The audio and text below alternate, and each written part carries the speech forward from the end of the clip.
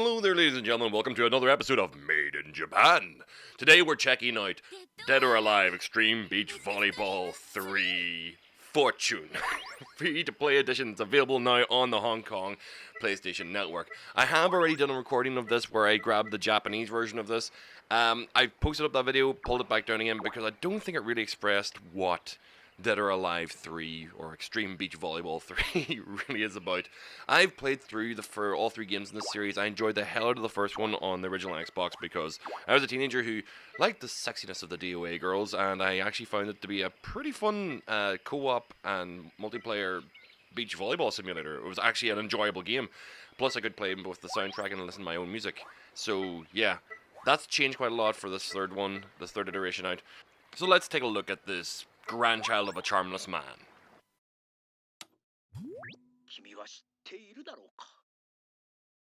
At the end of every iteration of the Dead or Alive Extreme Beach Volleyball series, this power fantasy by Zack from the game has completely and utterly been destroyed by typhoons, volcanoes, explosions, and many other reasons.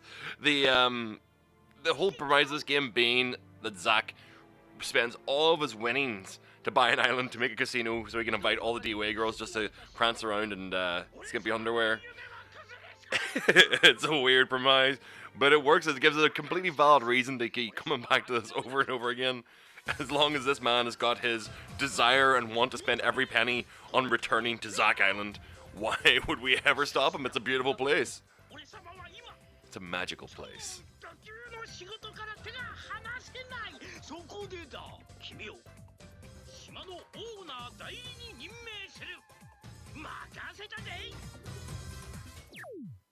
As this is the free-to-play only version, we don't have the large selection of characters, so we have to play with Kasumi. Personally, I would have gone with Momoji for my own personal choice, because I would have followed her around anywhere, either that or Neo Tengu, because who doesn't love a 667-year-old woman?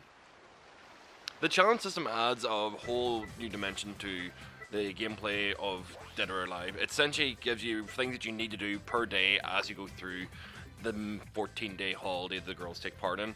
Now, the majority of it is kind of like you have to give gifts to people, so I decided for this particular one, I was going to go around and just do some skincare. These girls need to take care of their skin. They're on an island like this for 2 weeks. They need to actually keep their skin from burning. Like, skin cancer is a serious problem, folks. If you're going to live on an island like this, you gotta make sure to be wearing sunscreen. Because if anything I have to tell you, it's sunscreen. Protect yourself. Protect your children. And of course, I'm just going to wrap it up, pass it on to everybody who goes around. First stop, I think I might go to Neo Tengu. Because I really, really want that girl to actually take care of her skin. I mean, at 667 years old, you need to be worried about it because it's going to dry out at some point. So come on. Do you want it? Yeah? What? You're not in the mood? Come on. You're a demon lady. You should be burning in the sun. Ah. Well, we will continue on our quest. If we can protect Neo Tengu because she's not our partner, she doesn't trust us enough to actually slather on some sunscreen. So we just need to move on to somebody that does trust us. Poor sweet Hanukkah. Girl, we've been together here since the beginning of our holiday. It's been 3 wonderful, delightful days.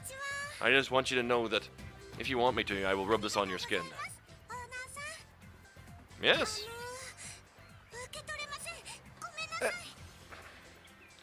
Well, I can already see it's starting to affect your skin, dear. But if that's what you want, absolutely fine. I'm not going to get in your way. Suppose that pretty much says it. I mean, this is what you do in the game. Either as a guest or as an owner, you're going around giving out gifts. After an exhausting day of giving out gifts, we just need to return to our hotel room.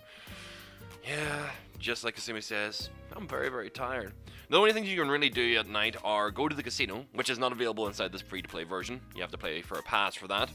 Or you can go to the real money store and spend money buying elaborate, sexy, really revealing lingerie-style swimsuits, which I'm not going to do with my real money. It's also the fact that you have to use Hong Kong dollars for it because it being a Hong Kong game. So, really, there's not all that much else to do except for sit and watch her writhe. Or listen to that sax. Yeah, baby, toot that horn.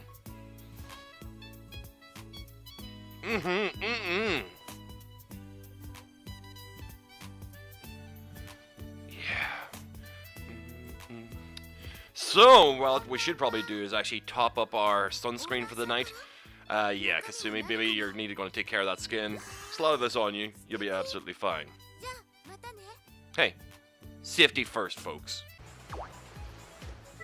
So now our next mission has actually been given that we have to sit and watch the girls relax, playing games and doing stuff on the beach. So yeah, we just need to jump into owner mode and do a little bit of watchful photography. Now, not just do you play the games in this, but you can watch the AI playing games of this. Now really, is that not what we've always wanted in video games? To have a non-participatory photography role. I mean, it's kind of like Pokemon Snap though. So whenever you take a photograph, it actually has that same effect. Nice! So you actually just snap photographs of your favorite Pokemons, catch them in their most revealing poses. Also, I'm slightly drunk. I did have a few drinks and cocktails in the casino last night, so I'm sorry if my control's a little bit off. Great shot! The still photography is not really my thing. I'm really more of a filmography guy. So it's just about getting the angle, just having to watch for that exact precise moment. It takes a little bit of practice. I mean, you really just have to try and control your bokeh effect and really, you know, pull out the depths of the subject that you're really trying to photograph.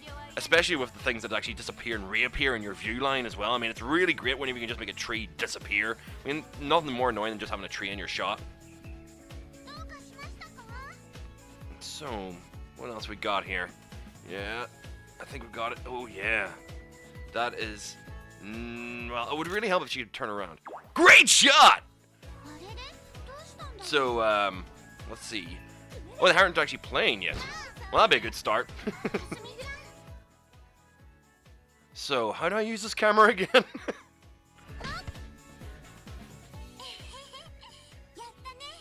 Good for you, girl. It'd be really nice if you could take a shot then, though, as well. I mean, just kind of run in this camera guy. Snap. Boom. Oh. Yeah, you're getting murdered, girls. Alright, strike and pose for me, girls. You didn't get a really good shot. Come on. Boom. Oh. There we go. That's the action shot I was looking for. Perfect!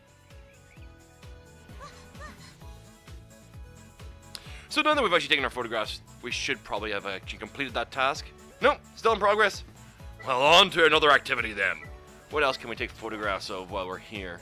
Alright. Of course, down by the pool, you get to see the characters relax and chill. But what is it they're actually doing? What can we see? We can do pool hopping. Who's it going to... Ah, it has to be against Neo Tengu. Yep. I don't know. I thought there should be something really classy about the butt battle that kind of gives us that rich kind of action shot. You know, let's see. I mean, honestly, using a waterproof casing makes it so much easier to just sit in the pool here while we try and get this really dynamic, powerful shot. Okay, let's see what we got here. Come on, girls. Show me something. That's pervy! Baka hentai! And of course, really wonderful water effects as they fall to the ground. Oh my! Yes, one of the things that you can do in this is dynamically have a nipple slip as the girl falls into the water. Now, if you really catch that shot, I'm sure somebody will want to buy it online. Now, the clothing does fall or move as the girls get wet and fall in the water, and they dynamically glisten in the skin. Now, the modern marvels of technology really have moved on from the polygonal boobs of our Tomb Raider era, made perfectly out of triangles. And our butts, even though they are actually more rounded, they are twice as dangerous, as you can see. There is the money shot. So yeah, the owner mode can be fairly interesting, although admittedly you're not really participating too much in the actual activities. All you're doing is just making sure to get all the holiday snaps the girls have been looking for all this time. Now, occasionally, whenever the girls look up at you, you kind of like realize that their glazed eyes are not really looking down the lens of the camera, and you feel like an omniscient body that just seems to float 10 feet over the water without actually having any necessity to actually be stabilized in any way, shape, or form. I've got nothing else to explain to you. Some people just like to play camera god.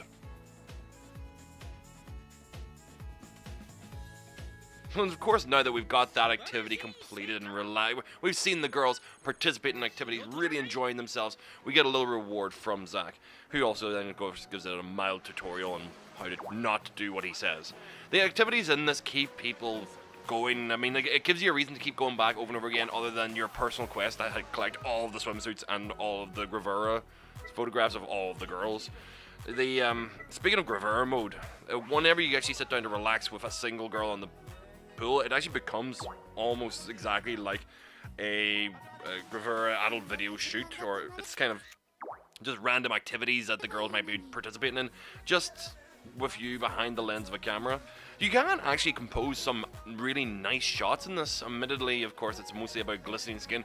So if there is a mild budding photographer in you that actually wants to play with the composition in this, you do get the opportunity to do so. And you, a part and parcel of it, even with its uniquely awkward controls, makes it that you only have a certain amount of time to capture that shot. You'd actually have to redo them action again just to try and find that singular moment. You can just kind of find momentary looks from the characters that are uniquely cute or interesting. Not to talk about it as if I do a lot of photography like that. Obviously, so far I've shown you a lot of things where you're just observing, not really fully participating, actively controlling the characters as you play in this. Now, we all know the volleyball is part of the game, so why not look at some of the smaller activities?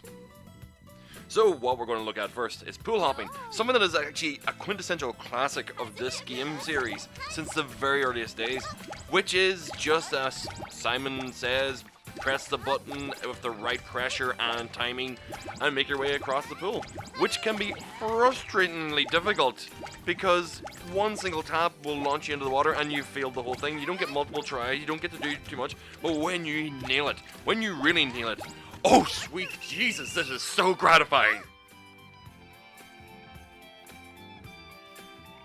Next up for the show and tell of activities is the tug of war. The tug of war is, I'm pretty sure it wasn't in the second game, but it feels like one of those games that was designed for couch co-op, which sadly this game does not have.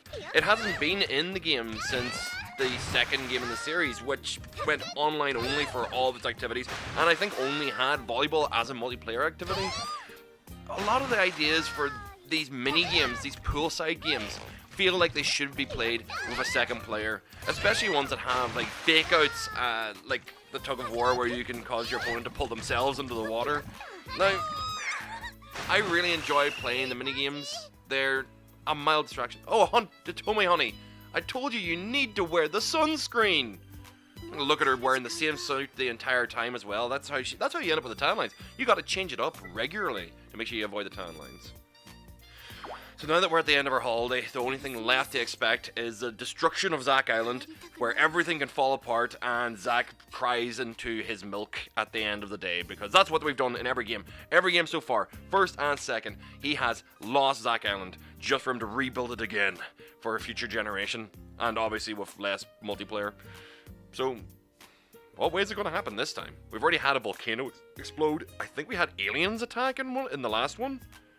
So yeah, Zack Island has gone through many iterations. I'm actually, in fact, surprised it hasn't been re-terraformed. In fact, I think the last time he literally raised it from the ocean depths like Atlantis. So what's going to happen? Come on, show me! Oh, purr. Kasumi, she's just sad to be leaving because it's such a beautiful island. She's had such a good holiday and she's worn so much sunscreen. I'm telling you, that's the most important thing. Wear your sunscreen. Make sure to keep that skin pearly white. What's this? Where's my explosions? Where's it's the end of Zack Island. Wait, meow. So instead of the destruction of Zack Island being the actual ending of the game, this one doesn't have that kind of actual close. The intention is to encourage you to come back and do it again and again and again and again and again and again and again with every character and get a different experience each time and make sure to increase this... What? Kasumi's softening effect is increased by 1 level? What the hell does that mean? Okay. So, anyway, satisfaction of the characters is actually what's the important thing. You have to go through and make sure everybody had a great holiday, everybody's having a fantastic time, which will then increase their pliability rate to being given gifts and their willingness to accept swimming costumes that may not be of their particular taste or may actually just be a jockstrap. Yep. I'm just kind of wondering if there's anything else to really I'm curious about the softening effect. What is it actually about the softening effect that makes any important? Wait, what? Okay, so the excitement goes up whenever they are actually, like, each vacation they go along. Right. Oh. Oh. Oh, no. No. Right. So I didn't show you guys because there's, like, too expensive to spend whenever going through the play here. But on top of the sunscreen and suntan lotion, there's objects for softening and hardening. I didn't know what they were for because I didn't really think about it, but it's to make the boobs more bouncy and the butts more jiggly. Oh. Oh my. Dead or alive? No. Alright. Well, ladies and gentlemen, this has been Made in Japan. This has been Dead or Alive Extreme Beach Volleyball 3. I hope you've enjoyed it. Like, comment, subscribe, and come back every week for more videos. I've been Derm, and this has been Passage of Skin. I will see you all in the next video. Bye-bye.